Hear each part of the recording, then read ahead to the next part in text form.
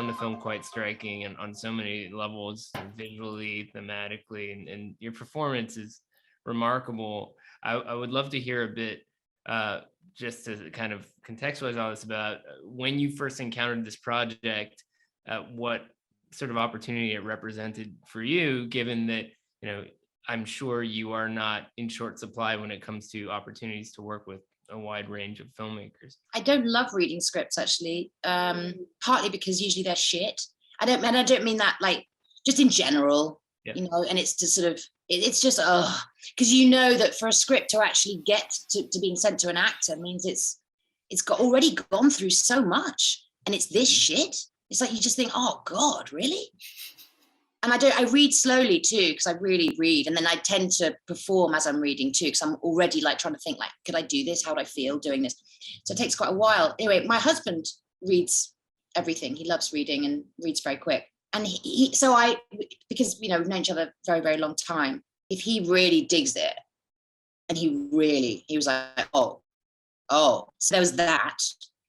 And he was right. It was like, reading it was like, you just knew I knew straight away that we were the same tribe.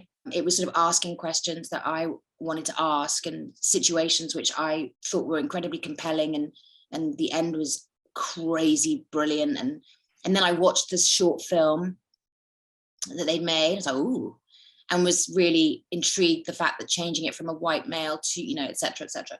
And then Julian and I spoke for 45 minutes on the phone, and we were working already, Julian, weren't we? It's like we were actually working on the script already together. I mean, when I say working on it, I just mean I was asking him questions just to make sure that we were both on the same wavelength. That's just really, and we were massively. Well, yeah, and like Shaye and I, as we worked on we worked on the script for almost 2 years before we showed anybody, and we had a kind of secret language between us of just how we referred to certain aspects of it, certain themes. And, the first time that I was on the phone with Thandiwe, she was already speaking that language. Like, she had read it on a very deep level in the same way that we were thinking about it. And it was, I don't want to put words in your mouth anyway, but I felt like when we got off the phone, it was very obvious that this is what had to happen. Yeah. That's how it felt to me. And I felt like that, but I felt like it doesn't need me, because it's such a strong piece. Because I think of films as a whole. I don't think of it as like my bit in it. I think of the whole. And I just felt that it was an extraordinary opportunity for a Black actress. And I didn't feel I could give to it, because I'd just come out of a long, and I just knew that because it was, a humble budget in a really tough part of the world. I hate snow, by the way, like with a passion, despise it. I always think about what's under the snow. I'm obsessed. I just know I'm going to slide into a turd. I just know it. And so I don't believe it. I don't trust snow, because it covers up shit that is dodgy as fuck, right? It covers tracks, literally, man. So no. Pitch for the movie. I want the savannah. That's where I can see my shit down there. You know what I mean? It's sly. Snow is sly, man. Okay. And I did think that to get the full impact, I'm a light-skinned woman, and I know that really rubs people up the wrong way in the United States, because I've lived that. So there was that element too. I don't know, a few months later, I'd finished all the work that I thought was going to kill me so that I wouldn't be able, and I just couldn't stop thinking about it. And I inquired, knowing it was actually, this is what it was, because I love a bit of punishment, makes me work harder. I'm trying to fix it with therapy. But I actually called because I wanted to know who was going to play it, just for the torture of it. And I also wanted to be like, are they going to do it right? Because I want to see this movie. And it wasn't cast. It was a happy fucking day, I tell you. It really was one of those. It really was. And at that moment, I thought, fuck me, this is meant to be. I wasn't really looking, to be honest. When you couldn't do it, I was like, that's not correct. This is not the universe. This is not how it's supposed to go. And it's so cool that I love that, because Julian hadn't thought of me for the role. He hadn't. They hadn't thought of me. They needed to try people, and I guess how are you going to pay for an actress of a certain It was beyond our wildest dreams that Thandiwe would actually end up in this film. You know, this is not the movie where that's expected to happen. And the fact that she responded to it the way she did was why it happened. Well, it's another thing about all this is that to go back to what you were mentioning earlier, I mean, the earlier version of this story that you'd made was so different. And Shaye, I want to bring you into this as well. I mean, on the writing level, what was the process like for the two of you figuring out that there was such a radical change you wanted to make to the character for the feature-length treatment? I mean, the biggest thing was the suggestion. First, there was the suggestion of changing the character from when we knew we wanted to expand it into a feature. We knew we had to something had to fundamentally change between the short story and a feature-length adaptation. And obviously it was that the main character would be of a different race, and Julian suggested that the main character be a 40-year-old Black woman. And once you change, and for me it was just what was going to be interesting was, what if you literally put a different person of a different ethnicity, a Black woman, in the same situation, making a lot of the same choices? How do people respond to that? I feel like a lot of people, if she makes the same choices as the original character did in the film, I think people respond to it differently just by that changing that one dynamic. So that's interesting. And a lot of the process for me, what I love about collaboration is a lot of the process, like Thandiwe earlier was talking about working. Like a lot of the process for me is conversations. And so when they were talking, when her and Julian were talking about the script, that's work. Like, so for me, a lot of our process is conversations. Like there will be days where me and Julian would talk about a scene, especially and we love the revision process. We're nerds about that. And so for us, we would talk for like hours about a scene and change one sentence. But that conversation and that one change literally changed the entire perspective and color of that scene. And that's like how deeply insane we are about storytelling. There's a line in the short story. So I was driving home from Whole Foods when I had this idea. It was January of 2017. It was right after the election, and Shaye and I had a conversation about how we needed to, as Shaye says, make our activism our art. You know, that was where we were as humans at that time. And I was driving home from Whole Foods, and it suddenly occurred to me that if the character in the story changes, but the action of it, the superficial kind of plot points of the story are similar, the whole subtext and mythologies underneath the story completely change. And the line that occurred to me was when the hunter says, "I heard about you. I just didn't know it was his companion." You know? And like in the story, it's about, oh, you're the cranky guy that lives in the canyon. If that character changes, now that means so much more. And what we were trying to do was capture, it was really very ambitious task, but we were really trying to capture all of these complex dynamics. It's not just about race, it's not just about, sexism or misogyny. I mean, all those things are part of this story, but we were trying to capture the sort of American condition at the moment, I mean, and distill it down to a very simple character story of this woman in this place. And so that was sort of the starting point, but then that idea trickles down into all of the small choices you have to make all the way through. Yeah, Thandiwe, I would love to hear a bit from you about that, because you mentioned earlier, I mean, there's one aspect of this character that you seem to connect with in terms of, response of the world to being a light-skinned person of color specifically in this country. But in other ways, obviously, this character's background is much different from yours. And so I'm curious about how you sort of found some ways into her very specific headspace, with this very complex backstory. I studied anthropology at Cambridge. It's informed everything I've done as an actor. It's how I approach work. It's also reading that I'll always have a book, an ethnography on me, that's how I work. And I'd read a lot about Katrina, obviously, and I'm a person of color, so anything that happens to one Black person anywhere, Black people all over the world tend to hear about it. I had Katrina, in fact, it was Dave Eggers' Zaytoon that really, wow. And also I played Condoleezza Rice in W. Yeah. So I'd read a lot about it from that administration's point of view, and it was gross. It was gross. And it's only got grosser, hasn't it, in terms of government and so on.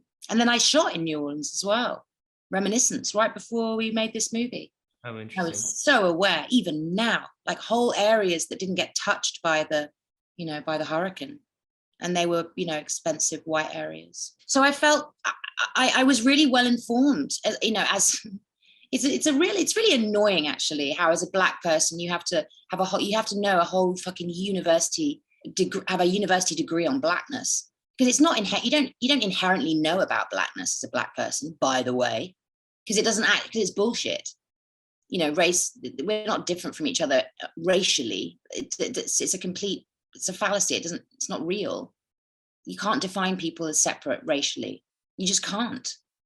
Biologically, I gave a TED talk about it, literally, because it defines me. So I was well informed enough to play the role. I felt completely entitled for that reason. It was just about acceptance from other Black Americans. I didn't want to fuck it up for other people playing the role. I didn't want to fuck it up for them. I didn't want anyone to have a reason to not feel like that it's theirs. I don't want to watch some movies because there's an actor in it that I don't dig. Usually because they've been fucked up in their personal life, which is a real shame, right? So stupid. But it's not stupid of me, but that doesn't really interfere with their role, what they're doing. But you can't help it. We're in a time now where what you do, matters. Your private life as well as your public face. We all want authenticity more than anything. People will even elect Trump in order to get authenticity. Just for trust, right? So I trusted this piece. I felt like they were going to create situations which would bring amazing potential for truth to be felt. I also loved the fact that they didn't want to rely on big, distracting set pieces. And yet there are, bloody hell, set pieces, but they're not distracting. You're led to them like, oof. We were just talking to someone who said, a grown-ass man, he said he had to back himself against his chair for the end of the movie. And it's true, because the stakes are emotional stakes, are survival stakes. I think that was our focus really during the production was, what is this experience for this human being? What does it mean moment to moment? It's not, when Shaye and I were working on the script, we had these big conversations about what we were trying to deal with in the script. As I said, we were trying to distill all of these ideas, but on the day in the work, you're thinking about this character and like what is happening within her, and how do we bring the audience to be in that place with her. That was really the thing, is like the project of the movie is to, no matter who you are watching it, that you should be able to get on board with this character's journey and like feel for her and care about her. There is so much love from us in this movie for this woman, and frankly for all the characters, as dark as it is. We tried to make everyone a complex human being and place them in these situations together. I mean, literally just the way, I think of one scene, the cutting of the photograph, that they allow the full time it takes to cut out that picture. In every snip, you feel the tenderness. Words couldn't give you that, it's extraordinary. And the other thing that was really key in this performance, which is absolutely Julian's, he's a really wonderful director of actor, for me. He would say, remind me often, don't do anything for the audience. Not the camera, the audience. Don't do anything for the audience. And it's important that you said the audience, because I am thinking about everybody. Yeah, I am. I'm trying to communicate something. I can feel it. And the camera and I are like, it's like another limb. And Wheels is a wonderful, wonderful DP. And yeah, I felt like he was my shoulder, like he was just, I don't know what he felt, but fuck. I can only imagine the behind the scenes. There's some wonderful pictures that, listen. It was a very intimate shoot, it was a small group of people. I thought I was alone in the room. I thought I was alone in the room. Of course, I'm supposed to feel like that, but there was this big, massive beast behind me with all this technical shit. I wasn't even aware of him. But Julian would say it a lot. Don't do anything for the audience. It's the most true felt performance I've ever given, where it was almost really, really exposing. Really exposing. There weren't words, chat for you to distract for me to distract you, or body language for me to distract you. Nothing. It was just, and it's a little more difficult for me. I find that more challenging, certainly. Julian, off of that, I wanted to ask you specifically about kind of the process of creativity and collaboration, making a movie like this, given the bizarre set of circumstances that we've found ourselves in, and that, you know, we still find ourselves in. I mean, this is a movie that feels reflective of the world that we're living in right now in a lot of ways, in terms of the smallness of it and the tone and so forth. But from the technical side and on the creative side, I'd love to hear a little bit about just what it was like to make a movie under the conditions or the limitations that were imposed on all of us.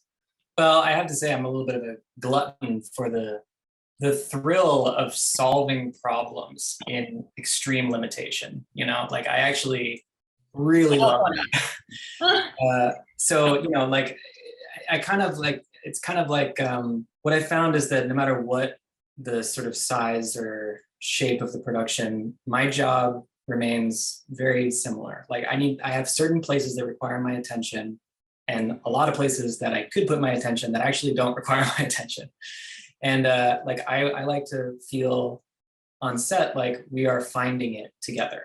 That's really what I want. Like I think people look at the way it's shot or the way it feels or whatever, and maybe say like, interpret a kind of, you know, Kubrick level of, you know, I mean, I'm not trying to compliment myself, but like, I'm not really that kind of, you know, OCD sort of idea. I am trying to figure out who should be part of this process and get us all there and figure out what it is. You know, I believe very strongly that if we take care of the process, we'll be happy with the result. And that goes for everybody working on the movie. And so like when you know, Shaye and I are working on a script, we have this character, Sandra, that's in our mind, but the moment Thandiwe comes along, it is now hers. You know, I'm following her lead in a certain way, you know? Mm-hmm. And so what my job is in relationship to, for example, what Thandiwe is doing is I'm trying to say, let's go in this direction, you know, but I'm not trying to micromanage how that happens. I want it to feel like it's hers and it's true. And my job is to make sure that, like, you know, the comment about the don't do anything for the audience is, you know, just coming from, you know, I understand it requires intense focus to remain in a scene with all these distractions, you know? So it's really like, I see my job as taking care of the process for all of the participants in the making of the film. And I hope that it's an experience that allows them to do work that they're really proud of. That's how I know we did it. It's like people look at what they did and say, wow, I'm very happy with what I did there. But I do think though, Julian, that the way you are as a person and as an educator, you've brought something, you can't tell because it's just you. You bring something to it, which is that you really listen. And I think that's really unusual for an educator. I really do, because I think people think educators say, tell, give constantly. But the way you do it best, the way an educator does it best is by listening to a person so that you figure out how best you can communicate these lessons to them, right? And Julian is brilliant at listening. And the reason why that note about don't do anything for the audience is so significant is because he's basically saying, trust yourself, we will find you. You don't have to do any more than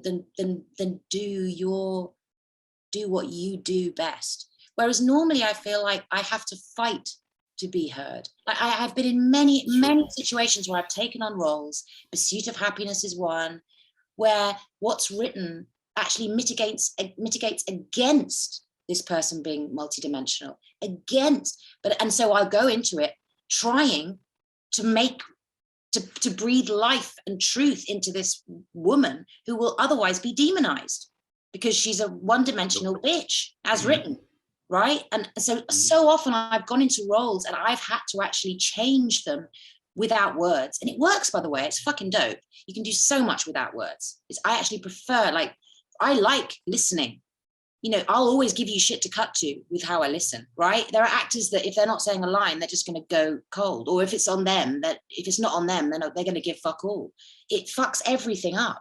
So when Julian says, don't do it for the audience, he's kind of like, my wires just go frazzled, because it's like, but then what am I doing? And what he's basically saying is, this is for you, Thandiwe. This experience, this scene, this becoming is for you to experience it, and we'll catch it. Do you know what I'm saying? It's a qualitative difference that is all the difference.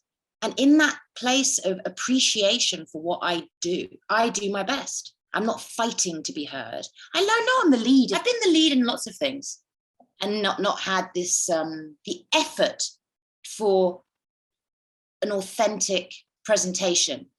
And also, this is my fucking prayer as well, you know, and look, these guys know that. This is a role, you're asking me to remember all the most painful things in my body, right? The most painful oppression, when I've been hated. I've experienced this stuff. I grew up in Cornwall, in England, on the coast, Pirates of Penzance, right? That's the Penzance where I grew up. It's very, very beautiful. The ocean, palm trees, strangely, because it's very warm down in Cornwall, because just that part of the British country has got this strange warm currents. So it's kind of tropical and strange. It's very strange, full of magic and folklore. I grew up there.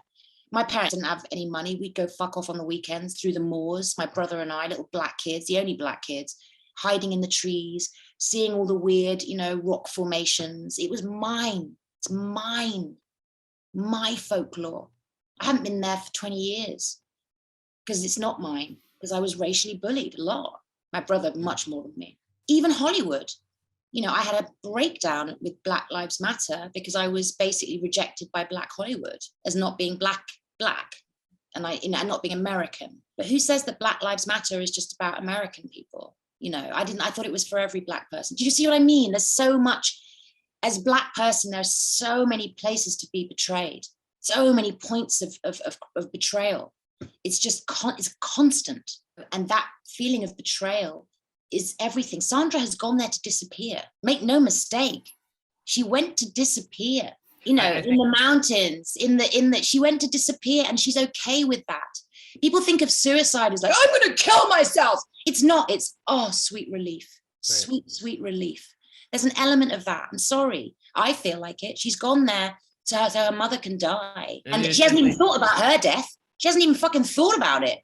She's got nothing left to lose. Zero. Okay. And for a lot of Black women, they have been pressed to the point that they've got nothing left to motherfucking lose. And what do they do with it? I mean, there's the question. Black women, we're all the same. We are all the same. Black, white, we're all one humanity. So what's the Black woman part of our humanity? What is that? I think it's humanity's beating heart. One thing that just listening to you think through these things out loud that's striking to me is, you know, this film obviously allows you to explore such a broad swath of issues with the authenticity that all of your collaborators allow you to bring. So I am curious about, you know, what it's like to, say, return to a bigger project. You know, I'm not the journalist who's going to ask you what's happening on the next season in Westworld, but I am curious about, you know, when you return to something on that scale, you know, knowing what's possible when you work outside the system, you know, what sort of challenge does that represent to you to still be working in, you know, within the system that has all these greater challenges to it? Well, funnily enough, Westworld, just because you mentioned it, I didn't really want to work anymore. I'd got myself out of a TV show, which had been very painful, and I'd had a baby, and I was like, I don't want to work anymore. My husband was doing good. I want to work, but not act anymore. And then Westworld came along, and I was like, ooh, and it was really about, you know, it was subversive in the same way that God's Country is. And it was all, you know, Westerns, you know, it dialed straight into, you know, we are all in the same tribe. it's a behemoth, massive. It's hard for that, what you can do in a 1.5 hour movie. It's just more concentrated. How is it going? I mean, I know you and I are talking later, so maybe we can talk more about that then, honestly, because that's more sort of about me than the movie. But I mean, I thought that God's Country was my last film as an actress. I wanted it to be, and not with any kind of, that's the suicide thing, not with any like, oh, poor me, I'm going to finish acting. Just like, I think I'm done, I think I'm done. And it was sad to me that I was sad that finally I actually got to do something that I could really fucking get my teeth into, and actually have a character that I could inform, and I could see that's in every scene. Frankly, I haven't, I'm 49. I think I've actually been a successful Black actress for many, many years. And it's been rare for me to have a movie where you follow me for a whole movie. You follow the character. And I'm so grateful for it, because it was this movie. And I do feel like I'm done, by the way, genuinely. A light has gone out. And I think, my reasons for doing anything from now on, there'll be reasons, but this defines what I want to be as an actress. And it's very painful as well. I don't particularly want to give like I've given to God's Country every movie. But there was a necessity on this and a desire. And interestingly, I remember during the pandemic, we didn't know what was going to happen. It was like a baby. Honestly, it was like we put the baby, guys, in a basket and just let it go down the river, hoping that one day someone will find it. It was that desperate. You know what I mean? I feel like it's kind of, we're getting to that point now, and the river came round and we got to do it again. But there was one time when they stormed the Capitol. I'm not American, right? But when I saw the Capitol being stormed, I picked up the phone to Julian, or I texted and said, they're from our movie. Wow. The visual, the energy, what was being said in there, what they wanted, what crazy leader they had that they didn't even seem to understand, all of it, because it validated the film for me as an English person. Sure, it was like, oh my God, this is real. I knew it was real, but the movie is a kind of allegory, it's not real, but it suddenly became so fucking real. And Jefferson and Yoris are incredible actors. I mean, I really want to talk about those two. What the humanity that they had to put in their back pocket. Kai, who plays the university professor, is truly one of the most gorgeous humans I've ever met. And talk about embracing all people. Like, oh, fuck me, man. For him to play that asshole, what he had to put in his back pocket, how hard it was for him to shout at me and say those vicious things. Right. Those guys, I commend with all my fucking heart. They're the white guys in Searching for Sugar Man. You know what I mean?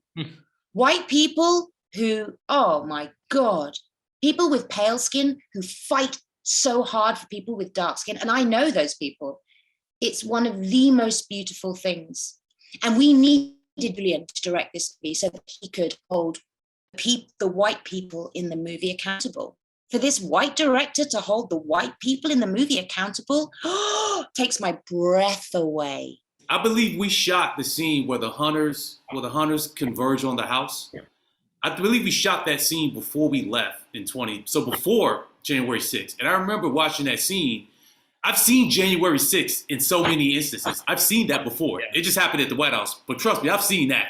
My relatives and my ancestors have seen that. This man shot that scene before January 6th. When January 6th happened, I texted this dude and I was like, yo, this is exactly, like I saw moments in like people like running around, kicking things in the White House. We shot specific scenes of people running around her house, kicking fucking things around and peeing. They were doing the same thing. So this man shot that. And we saw it happen in real time. I texted him, I was like, that is the level of care and understanding and intuitiveness Yes. that we brought to this project. We saw, like, we literally saw things happen in real time that we had already filmed in this movie. So that was just, I just remember when Thandiwe was about January 6th, I remember texting Julian as well. It's like, yo, this is literally the same moment. So when we all came back together for the second phase of filming, it was church.